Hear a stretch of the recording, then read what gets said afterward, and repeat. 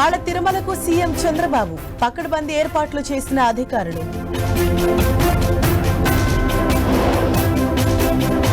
అమరావతిలో పలు సంస్థలకు భూ కేటాయింపులు, 13 కంపెనీల దరఖాస్తులు రద్దు చేసిన ఏపీ సర్కార్. ఇవాటి నుంచి కేటీఆర్ జిల్లాల పర్యటన, నేడు సూర్యాపేటలో కార్యకర్తలతో సమావేశం. బెట్టింగ్ యాప్ కేసులో మరో 6గురికి నోటీసులు, ఇవాళ విచారణకు రావాలని పోలీసుల ఆదేశం. హెచ్సీఏ నిధుల గోల్మాల్ కేసులో కీలక పరిణామం, 50 లక్షల విలువైన ఆస్తులు అటాచ్ చేసిన ఈడీ.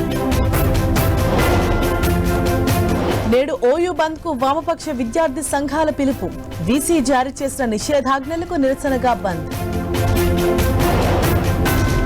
హైడ్రాపై మరోసారి తెలంగాణ హైకోర్టు సీరియస్, పేద మధ్యతరగతి ప్రజలే టార్గెటా అంటూ ఆగ్రహం.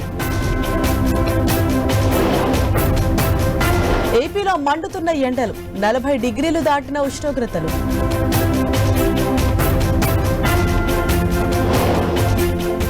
పంజాబ్ రైతులపై పోలీసుల ఉక్కుపాదం, శంభూ సరిహద్దుల్లో నిరసన శిబిరాల తొలగింపు.